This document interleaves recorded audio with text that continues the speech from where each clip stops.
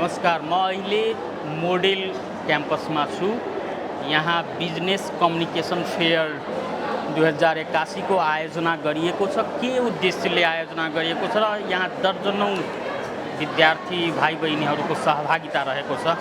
यो के उद्देश्यले यो बिजनेस कम्युनिकेसन फेयरको आयोजना गरिएको छ, यसका लागि चर्चा गर्नका लागि एकजना शिक्षक हुनुहुन्छ। म उहाँसँगै कुरा गर्न चाहन्छु।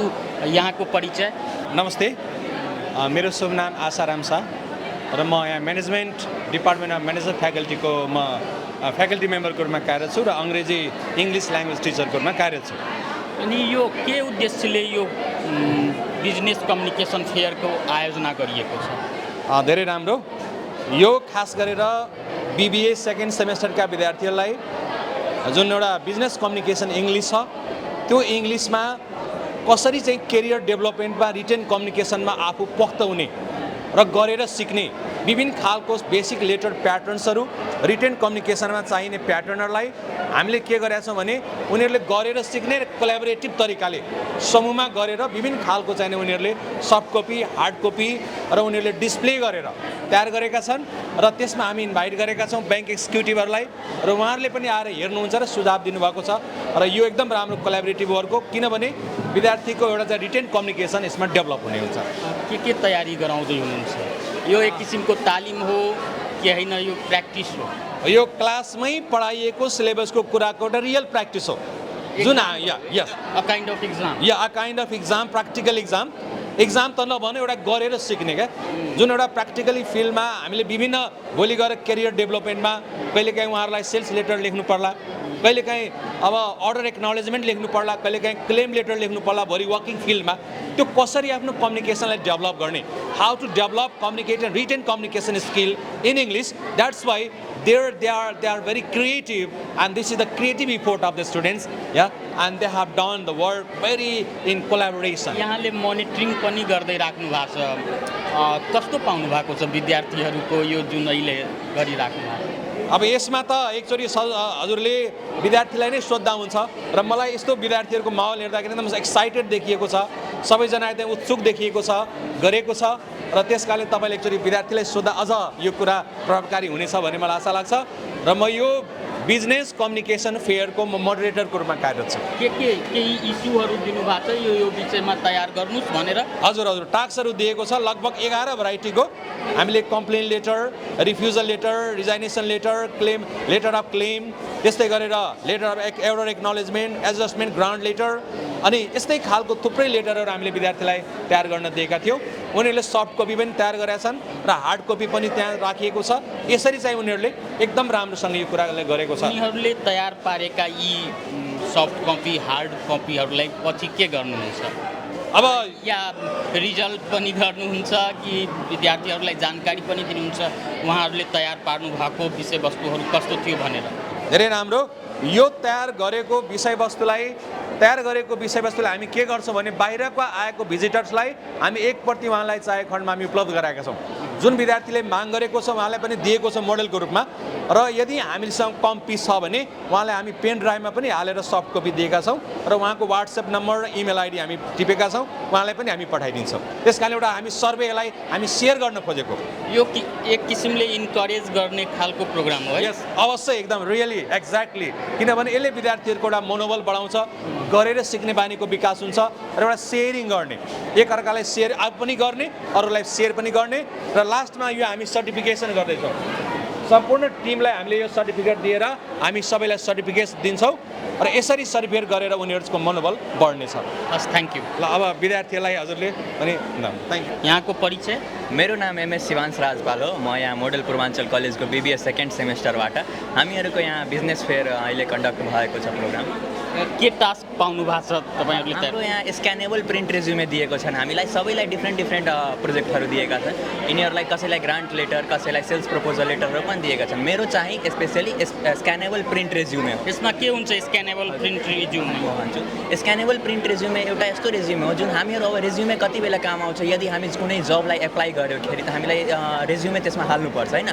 तब हामी धेरै हाई डेफिनेसन र त्यसमा इमेजहरू, ग्राफिक्सहरू भएको रेज्युमे जुन हाल्छौँ नि, त्यसले हाम्रो अब धेरैजना एप्लिकेन्ट्स हुन्छ कुनै पनि कम्पनीमा यदि एप्लाई गर्यो भने धेरै एप्लिकेन्ट्स हुन्छ अब सबैलाई इन्डिभिजुअली रिड गर्दा त हुँदैन त्यही भएर उनीहरू के गर्छन् मसिनमा हाल्ने गर्छन् मसिनद्वारा स्क्यान गराउँछन् मसिनमा स्क्यान गर्दाखेरि उनीहरूले एकदम सिम्पल जस्तो रिडेबल टेक्स्ट हुनु पर्यो जे मसिनले इजिली क्याच गर्छ मसिन अहिले पनि धेरै यस्तो कुराहरू जस्तो इटालियाजहरू टेक्स्ट हाइलाइट भएको कुराहरू एक्सेप्ट गर्दैनन् त्यही भएर हामी एउटा सिम्पल नर्मल टेक्स्टमा जस्तै यसमा हामी टाइम्स न्यू रोमन टेक्स्ट हालेर 15 to 16 मा बोल्ड टपिकहरू र 11 to 12 मा नर्मल टपिक्सहरू हालेर हामीले एउटा स्क्यानेबल प्रिन्ट रेज्युमे तयार पारेका छौँ डिटेल इन्फर्मेसनका लागि हामी यसमा हेर्न सक्नुहुन्छ QR कोड पनि हालेका छौँ जसले गर्दाखेरि त्यसबाट पनि सबै डाटा एक्सेप्ट गर्न सकोस् र कम्पनीलाई इजी होस् हाम्रो डाटा पाउने गरी त हाम्रो यस्तो जब एप्लिकेसनमा इजी हुन्छ अनि ग्रुपमा गर्नुभएको छ कस्तो साथीहरूको सहयोग पाउनुभयो साथीहरूको पनि एकदम सहयोग थियो जस्तै अब ल्यापटप नै हाम्रो होइन एकजनाको मात्र थियो अनि ल्यापटपले हामी बनाउने एकदम कोर्डिनेट गरेर बनाएका छौँ कसैले प्रिन्ट निकालेका छन् कसैले खाना चियाको व्यवस्था गरेको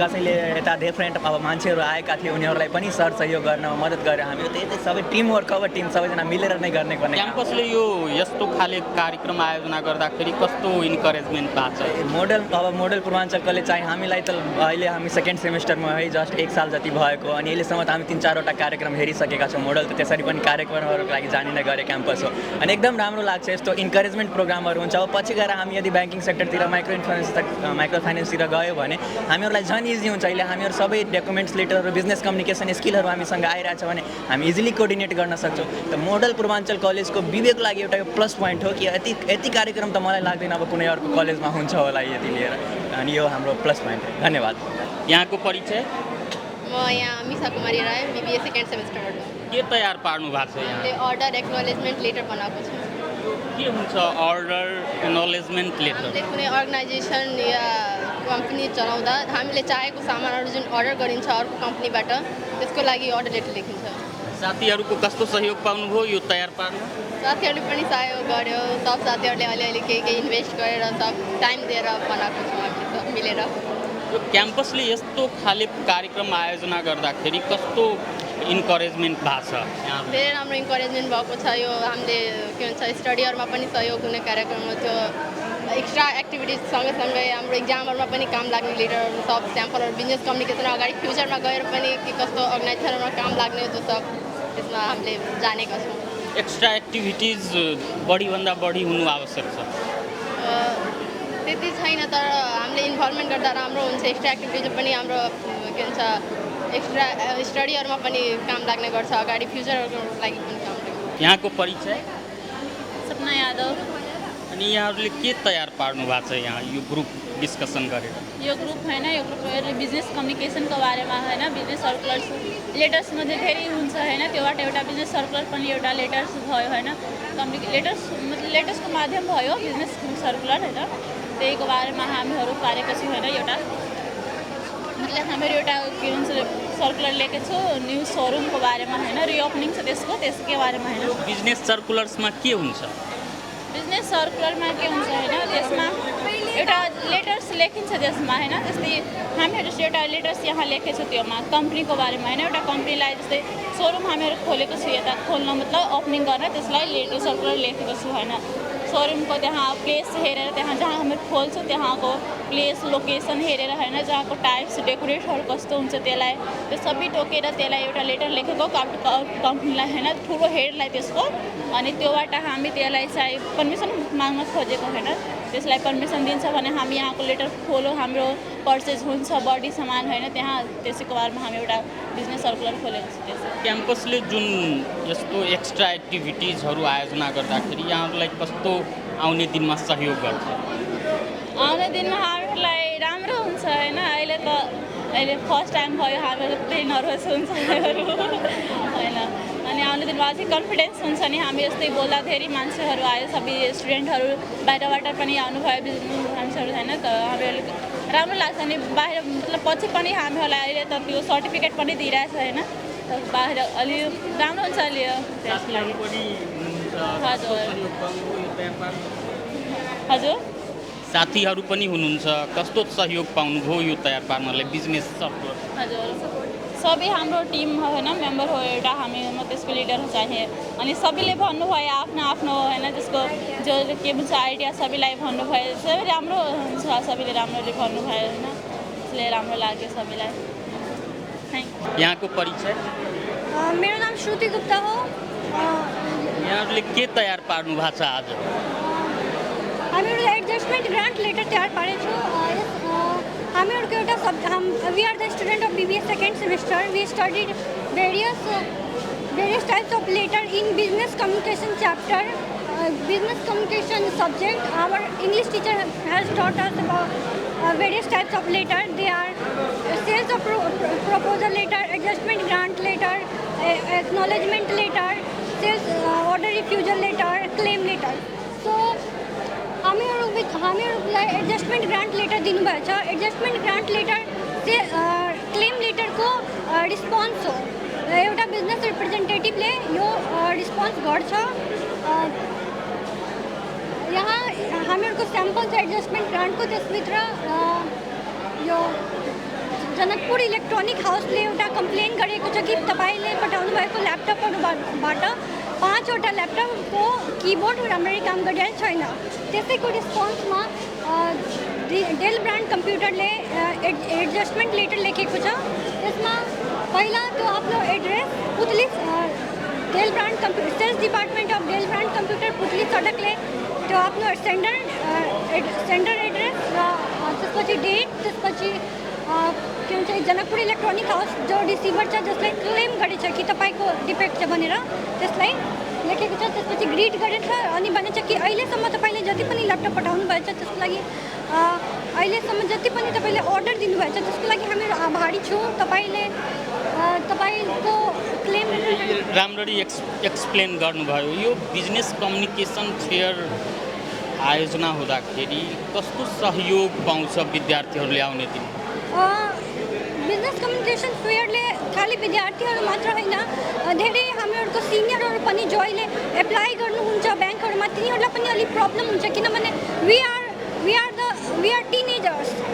We don't have enough interest in studies. So in future we will get various types of problem.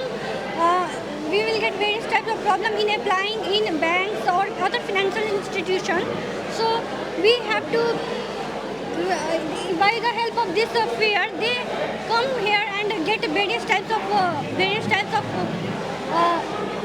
help from this, and this will help them to learn the subject matter that they were not studied in their school previous days. यहाँको परिचय?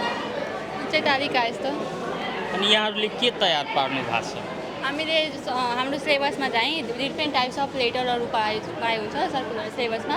त्यही हाम्रो आसाराम सरद्वारा त्यो कसरी practical रूपमा हुन्छ भनेर सरले एउटा हार्ड कपी, सफ्ट कपी र चार्ट पेपरमा हामीले डिस्प्ले गरेछौँ। यसले हामीहरूको डिफ्रेन्ट सेक्टरमा काम पनि लाग्छ कि कस्तो लेटरहरू लेख्न पाइन्छ भनेर। अनि यो सेल्स प्रपोजल लेटरमा के हुन्छ? त्यो यदि इजी वर्डमा सम्झाउनुहुन्छ भने कसरी सम्झाउनुहुन्छ? सेल्स प्रपोजल लेटर भन्नाले अगर हामीले एउटा कम्पनी छ, अरू कम्पनीमा हाम्रो आफ्नो प्रडक्टलाई इन्ट्रोड्युस गर्नुहुन्छ भने हाम्रो कम्पनीमा यस्तो प्रडक्टमा के नयाँ कुराहरू आएको छ त्यो प्रडक्टलाई इन्ट्रोड्युस गर्दा हाम्रो त्यो सेल्स लेटर लेख्छ, त्यसलाई नै भन्छ सेल्स प्रपोजल लेटर। अनि यो बिजनेस कम्युनिकेसन फेयर आयोजना गर्नु पछाडिको के कारण लाग्छ तपाईँलाई?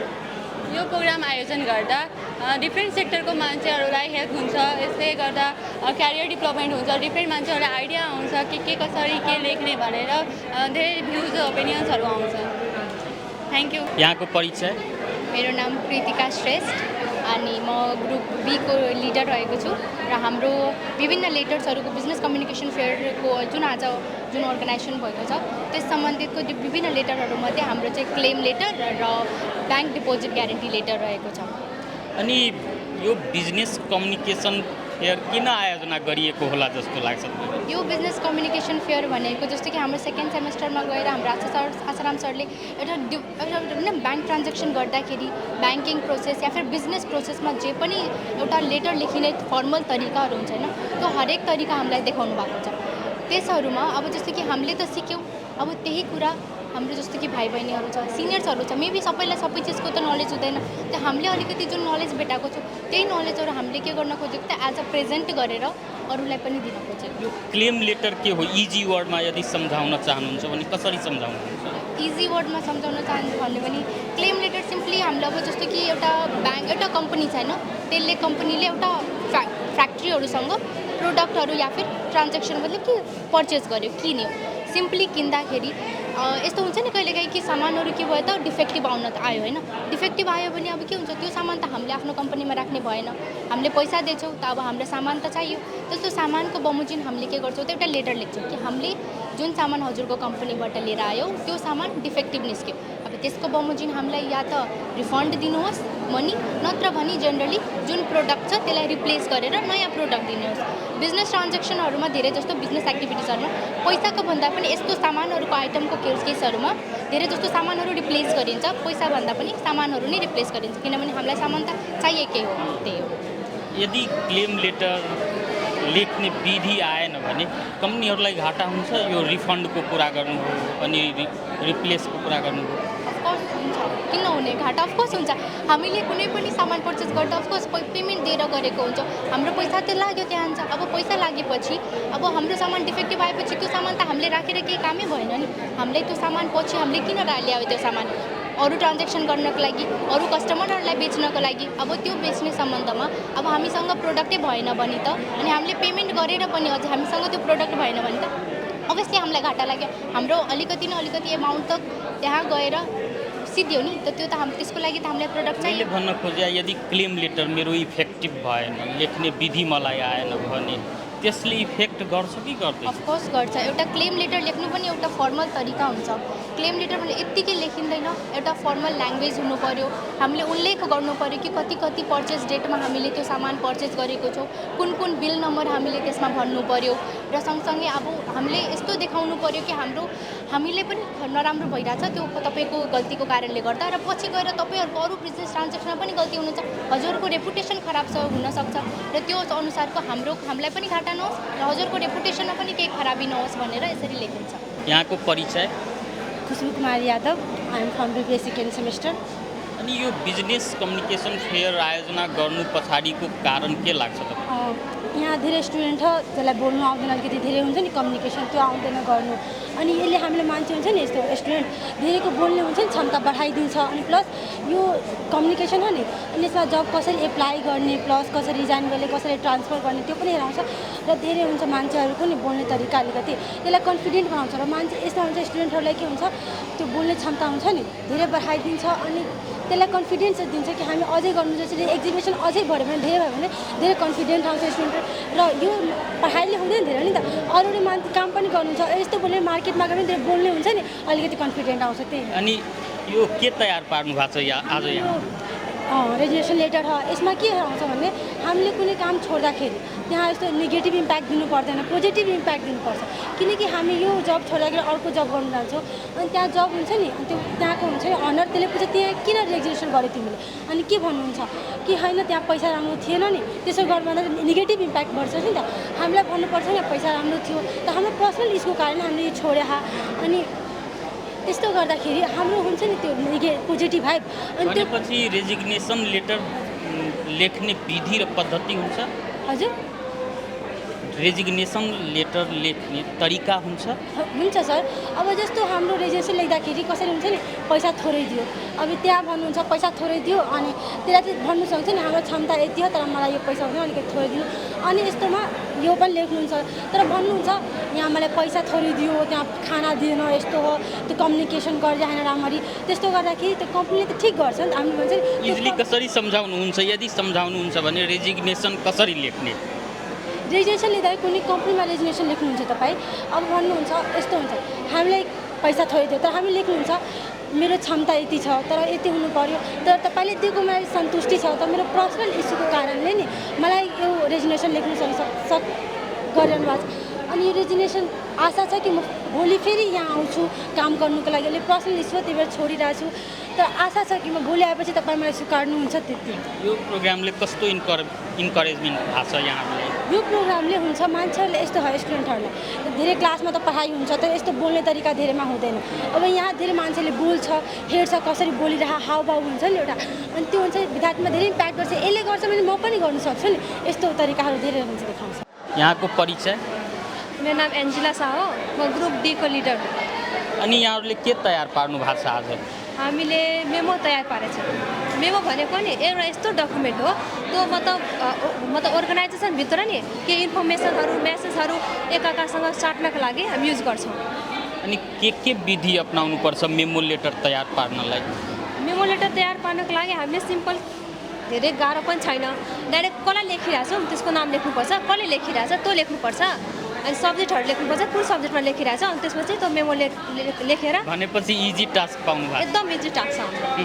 अनि यो बिजनेस कम्युनिकेसन फेयर आयोजना किन गरिएको होला, के लाग्छ तपाईँ? हाम्रो अब हामीहरू लेटरहरूको बारेमा विद्यार्थीलाई जानकारी दिनको लागि बिजनेस फेयर आयोजना गरिएको हो। अब सबलाई त त्यो हुँदैन नि, सबलाई त थाहा हुँदैन लेटरहरूको बारेमा, त्यसैले त्यो विद्यार्थीलाई लेटरहरूको बारेमा जानकारी दिनको लागि, बुझाउनको लागि यस्तो यस्तो लेटरहरू हुन्छ, यसरी लेखिन्छ, स्याम्पल हामीले डिस्ट्रिब्युट गर्नु सबलाई। अनि कस्तो इन्करेज भएको छ यो कार्यक्रमले? हामीहरू धेरै इन्करेज भएको छ यो कार्यक्रमले। हामीले यो कार्यक्रममा यस्तै कार्यक्रमबाट सिक्दै जाँदा हामी पछि कुनै अर्गनाइजेसन हामीलाई कार्यक्रम गर्नु प्रेरणा मिल्यो क्या, हामीले कसरी गर्ने अब कुनै अर्गनाइजेसनमा त्यो पनि हामीले सिक्यौँ यो कार्यक्रममा।